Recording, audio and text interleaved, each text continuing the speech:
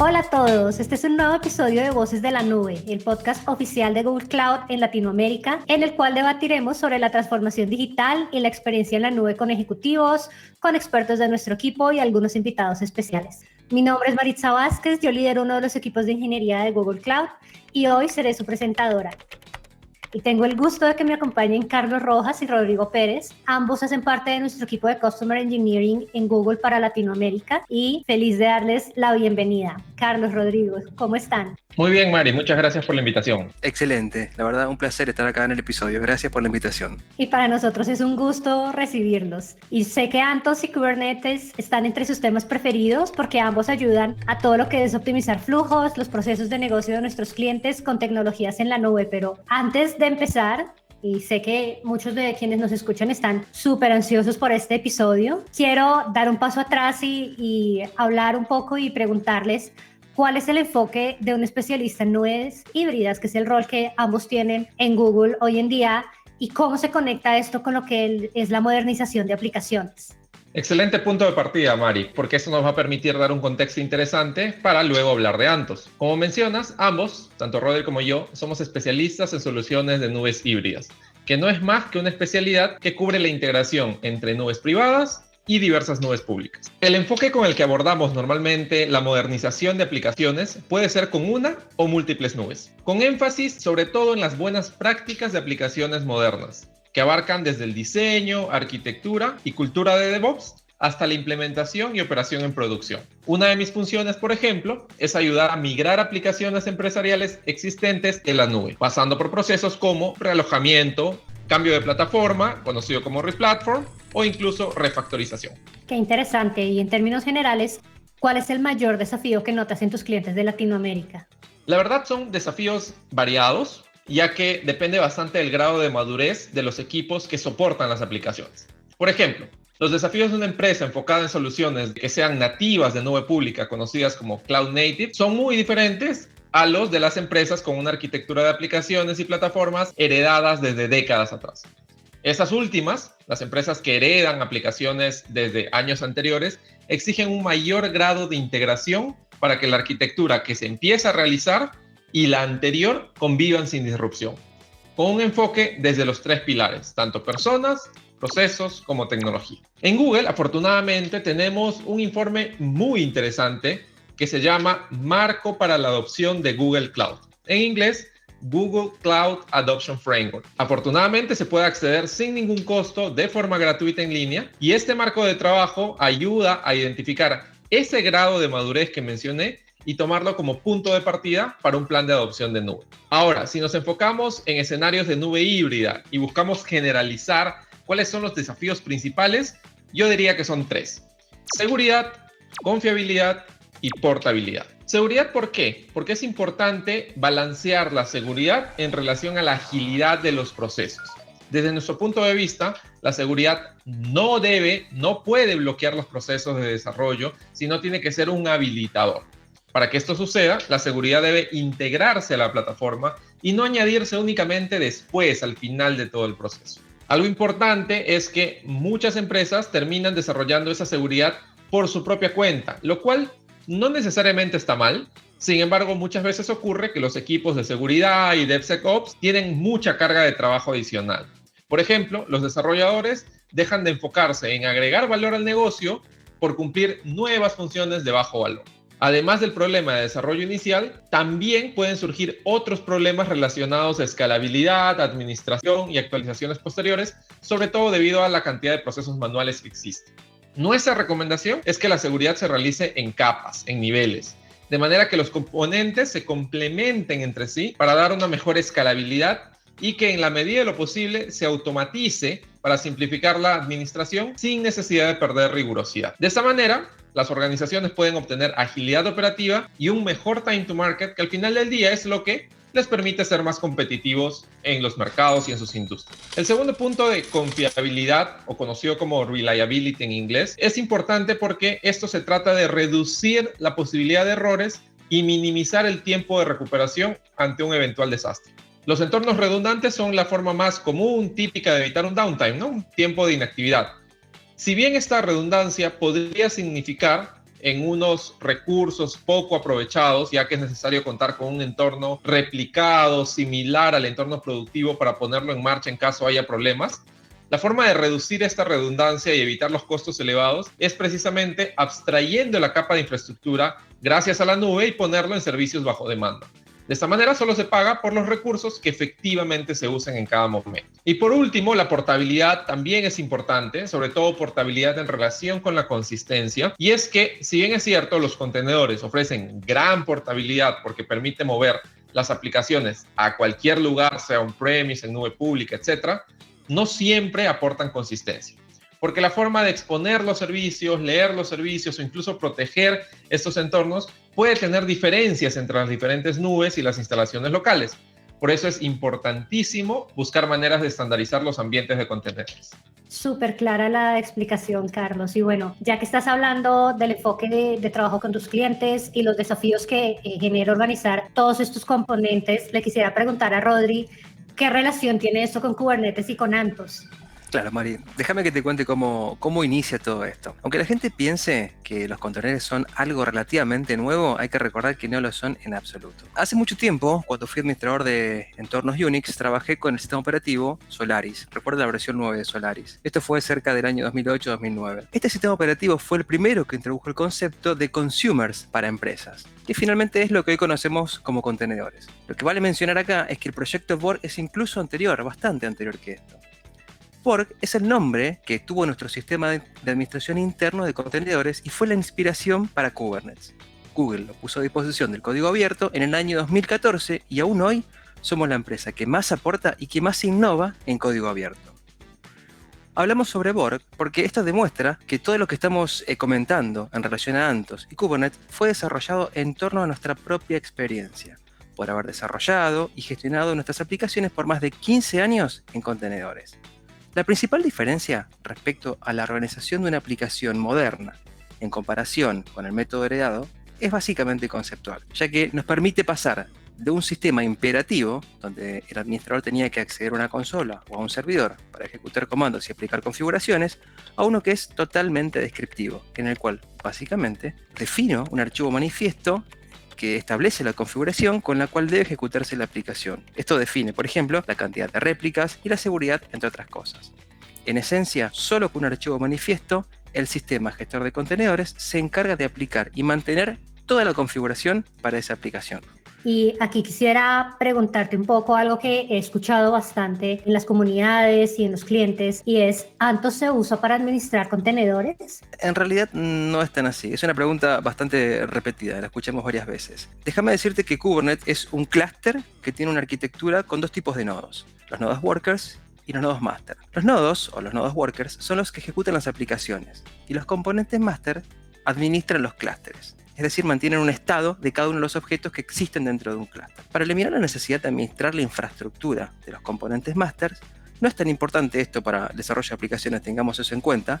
Google desarrolló el producto GKE, Google Kubernetes Engine. Esto no es más que un servicio administrado de Kubernetes, el cual es responsable de ejecutar y administrar los contenedores. En cambio, Anthos se utiliza cuando hay muchos clústeres de Kubernetes y se necesita una forma de centralizarlos y administrarlos solo en un único lugar, permitiéndonos mantener coherencia de gobierno de una manera simple en múltiples entornos. Anthos también cuenta con varios módulos, pero la idea principal es destrabar la estrategia de nubes múltiples, justamente porque facilita la administración de varios clústeres, además de aplicar muchos de los principios de SRE, o Site Reliability Engineering, y empoderar a los desarrolladores, entre otras cosas, a utilizar el entorno que mejor prefieran. Genial. Y después de esto que nos acabas de comentar, quisiera darle un poco más de contexto a quienes nos escuchan, y es que en el apuro que tienen todas las organizaciones por ofrecer mejor experiencia para sus clientes finales, pues necesitamos construir y modernizar aplicaciones de una forma mucho más rápida, mucho más eficiente, que soporte muchos más usuarios y que yo pueda actualizar de una forma mucho más ágil. Así es como estas nuevas herramientas y muchos servicios nativos en la nube que se basan en contenedores en muchos casos surgen para atender a esas necesidades. dificultades. Sin embargo, nada se resuelve mágicamente. Nos encantaría que en la facultad nos hubieran dado varitas mágicas a todos, pero al menos en la mayoría de los casos no ocurre, y muchas de las organizaciones necesitan algo más que un catálogo de tecnología para que eso suceda. Ahí, ¿qué nos puedes comentar, Rodri? Sí, bien, primero contarte, a mí tampoco me dieron la varita mágica, pero por suerte tenemos esta tecnología que es fabulosa. Déjame decirte que existen varias formas consistentes de desarrollar y proteger y administrar las aplicaciones a escala en sus diversos entornos, ya sea en una nube única, híbrida o múltiple. Me encanta la metodología de SRE, déjame decirte. Te voy a darte un ejemplo. En el caso de la implementación, de una implementación bajo metodologías DevOps,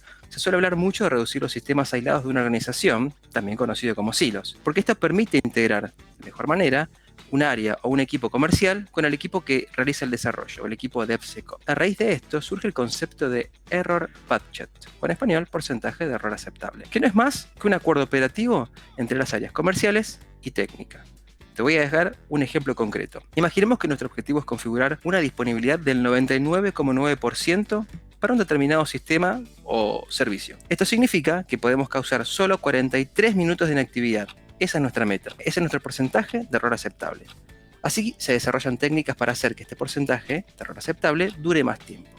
Por ejemplo, si lanzamos una versión nueva de nuestra aplicación y detectamos que tiene problemas y nos lleva 5 minutos volver a la versión anterior, afectamos a todos nuestros usuarios y perdimos 5 minutos de ese porcentaje de error aceptable que pactamos. Sin embargo, si podríamos enviar nuestra versión solo el 1% de los usuarios, esto afectaría el 1% de nuestros 5 minutos, lo cual significa solo 3 segundos. A esa técnica se la conoce como despliegue canary. Es importante recordar y tener en cuenta que para que esto funcione hay que contar con una buena telemetría que permita identificar pequeños desvíos de latencia y, claro, que todo esté automatizado, ya que las acciones manuales siempre tardan más y son propensas a error. Este es un punto recurrente y central cuando hablamos de pipeline de despliegues o pipeline CI/CD.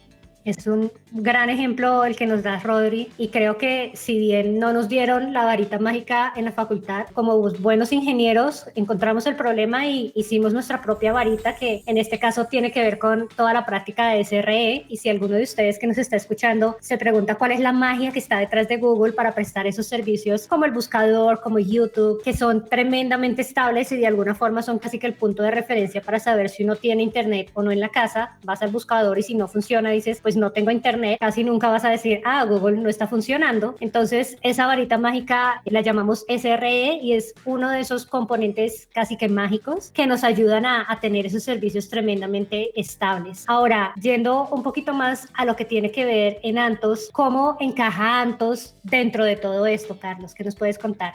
Claro, para empezar me gustaría describir brevemente Anthos con una frase, y es: una plataforma para simplificar y acelerar la modernización de aplicaciones, tanto en centros de datos privados como en nubes públicas. Esta plataforma incluye un conjunto integrado de empaquetados, herramientas, servicios nativos de nube, todos basados en tecnologías de código abierto bastante conocidas.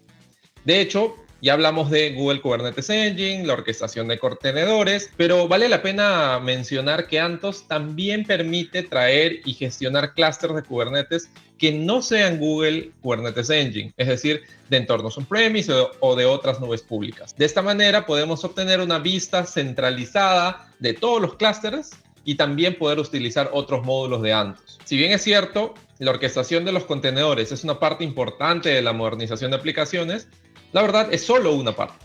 Se necesitan varias otras para poder complementarlo. Por ejemplo, Service Mesh. Esto permite abstraer varios componentes sin necesidad de tenerlo en el código principal de los contenedores y los pods. Y hablamos de temas como reintentos de comunicaciones, autenticación, autorización, telemetría, entre otros. Y Anthos, para evitar preocuparse de todos estos temas rutinarios operativos de Service Mesh, cuenta con un componente llamado Anthos Service Mesh o ASM, que se puede usar no solo con contenedores, sino incluso con máquinas virtuales. Por otro lado, tenemos Cloud Run, por ejemplo, que permite destrabar estrategias de tipo serverless, conocido como computación sin servidor. Y esto permite dar más poder a los desarrolladores para que no tengan que preocuparse de la infraestructura subyacente, cores, RAM, máquinas virtuales, ni por archivos de configuración de Kubernetes o Istio. Esto permite reducir el tiempo que los desarrolladores toman para poder probar sus aplicaciones en contenedores y además la capacidad de Cloud Run puede disminuir incluso hasta cero si no hay conexiones activas, permitiendo grandes ahorros de costos. También existen otros módulos que ayudan a desarrolladores, como por ejemplo Cloud Code, que se puede integrar con los principales entornos de desarrollo integrados, conocidos como IDEs o IDEs, y además, por otro lado, Anthos Config Management, que permite aplicar políticas como código, es decir, establecer las políticas y definirlas a nivel de código que permite garantizar la escalabilidad y la consistencia de estas políticas, como por ejemplo, políticas de seguridad. Y también, mediante el Marketplace, podemos instalar de forma sencilla, práctica, un conjunto de software y plataformas conocidas en nuestros diversos entornos de Kubernetes, tanto en la nube pública como en la nube privada. Y finalmente, me gustaría destacar uno de los componentes que más me gustan personalmente, y es Anthos Migrate.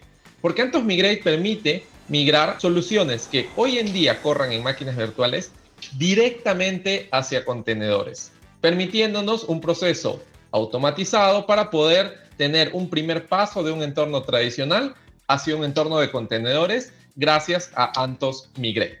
Súper útil, ¿no? Claro que sí, yo creo que es una gran solución para cuando por tiempos o por alguna otra limitación no podemos hacer ese replatform de la máquina virtual a crearla como un contenedor nativo, o necesitamos un poco más de tiempo antes de hacerlo, y es una gran forma de llegar a la nube con esa carga de trabajo que vamos a tener. Pero aquí tengo una duda, porque Rodri hace un ratito nos hablaba sobre todo el tema de código abierto y el aporte que estamos haciendo alrededor, pero tú ahora nos mencionaste varios servicios que son más propietarios y módulos de Anthos. Quisiera que nos expliques un poquito dónde está esa línea entre el código abierto y los productos específicos de Google. Claro, ese es un buen punto. La verdad es que la tecnología subyacente de Anthos está principalmente basada en código abierto, en open source.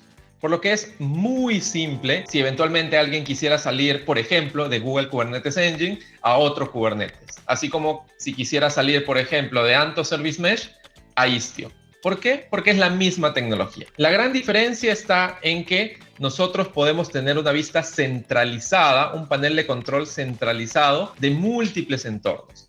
Eso es lo que enriquece Anthos. Sin embargo, todos los componentes que íbamos mencionando, como por ejemplo Google Kubernetes Engine, está basado en Kubernetes, el proyecto open source que todos amamos. Anthos Service Mesh está basado en Istio, otro proyecto open source bastante conocido.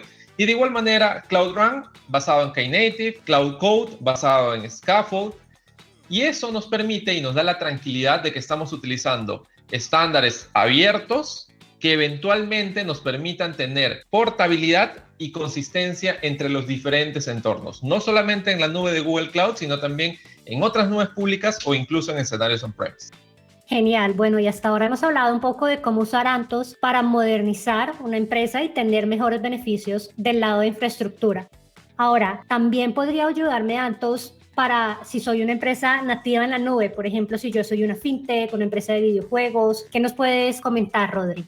Definitivamente puede ayudar, y de muchas maneras. Respecto a las nubes múltiples, mucho de lo que ya conversamos hasta ahora aplica. Y por otro lado, si todos los servicios se ejecutan en GCP, también hay varias cosas que pueden tener sentido. Por ejemplo, una de las cosas que destacamos cuando hablamos de empoderar a los desarrolladores es la libertad de elección respecto a cómo y dónde ejecutar un servicio. Y esto nos conduce a una organización que puede tener múltiples proyectos. Anthos logra consolidar la visualización de todos los clústeres en un único lugar, así como los espacios de nombres, las políticas de seguridad, registros, eventos, performance, monitoreo de performance de aplicaciones, tracing y login. Mediante una estrategia de malla o mesh de varios clústeres, se puede crear una gran red de servicios mesh interconectados con varios clústeres distribuidos incluso por todo el mundo y resilientes entre ellos. Ejecutar Anthos en centros de datos locales o incluso mediante procesamiento Edge, lo cual es una excelente opción y alternativa, ya que en materia de fintech, como mencionabas, puede surgir alguna eventual reglamentación que exija localización del dato o tener que tener consideraciones particulares por cuestiones de latencia. Muy buena explicación, y aquí quisiera tomarme un minuto para entender o explicarle a todos los que nos están escuchando cómo puedo reducir costos usando Anthos, apalancándome en toda esta modernización de aplicaciones. De hecho, la reducción de costos sucede como consecuencia de implementar y ampliar el uso de esta plataforma, ya que muchos de los conceptos que hemos comentado en los últimos minutos van enfocados directamente a aumentar la productividad de los desarrolladores. reduciendo el riesgo de errores, mejorando la eficiencia operativa y la utilización de recursos. Porque hablábamos de tener mejor visibilidad de las comunicaciones, mejor telemetría, que nos permite a su vez poder optimizar las soluciones. Y por otro lado, hablábamos de automatizar procesos, que permite que las personas, los equipos técnicos, puedan tener más tiempo disponible. ¿Para qué? Para que se enfoquen en actividades de valor al negocio, como por ejemplo, agregar mejoras a las soluciones existentes, agregar características inteligentes para mejorar la experiencia de los usuarios. Y al final del día, buscamos que esta plataforma no genere grandes cargas de administración, que se simplifique a través de este panel centralizado, de tal manera que la administración de un entorno heterogéneo sea más sencillo que sin utilizar esta tecnología. Genial. Y hablando un poco de la relación costo-beneficio de utilizar Anthos, les quiero comentar a todos los que nos están escuchando que le pedimos a Forrester Research hacer un análisis de cuál es ese efecto que tiene el uso de Anthos, para que lo tengan en cuenta. Entre todos los links que les vamos a dejar en este episodio está el link a ese reporte para que lo puedan ver mucho más a detalle, y el resultado sugiere que mediante el uso de Anthos tenemos unos beneficios económicos grandiosos. Rodri, cuéntanos cómo se ven esos beneficios en lo cotidiano. Bueno, están relacionados con varias cosas que ya estamos mencionando. Son muchos beneficios. El primero tiene que ver con la eficiencia operativa, ya que esto pone a mejorar la productividad de los desarrolladores, mantenernos enfocados en lo comercial y en el usuario final, no en la plataforma, en lo cual finalmente funciona o corre un servicio o un sistema. Lo mismo ocurre con la seguridad, que ahora se realiza a escala, de forma centralizada y simplemente con código. También hay beneficios respecto a la experiencia y retención de los usuarios, ya que permite entregar funciones más rápidos, mejorar el tiempo de salida al mercado, reducir el tiempo de inactividad y aumentar el rendimiento. Por último, también reduce el costo de infraestructura, automatiza los procesos y mejora la escalabilidad de los servicios y de los equipos operativos. Excelente, Rodri. Y ha sido un gran episodio el que tuvimos el día de hoy. Anthos definitivamente es una herramienta extraordinaria que nos puede ayudar mucho en cubrir las necesidades de optimización, de agilidad, todo lo que tiene que ver con optimizar los costos de una organización. Y bueno, este tercer episodio de Voces de la Nube ha llegado a su fin, y como hacemos siempre, vamos a dejarles algunos enlaces con materiales adicionales para que puedan adentrarse aún más en el universo de nubes híbridas. Como siempre, si se quieren comunicar con nosotros para sugerirnos nuevos temas, hacer preguntas, pueden utilizar el hashtag Voces de la Nube en sus redes sociales. Vamos a estar felices de leerlos y de tener su input para estos nuevos temas que vamos a traer. Muchas gracias por sus grandes aportes, Carlos, Rodrigo, y hasta la próxima. Muchas gracias, Marisa. Hasta la próxima. Un placer. Gracias a todos. Nos vemos.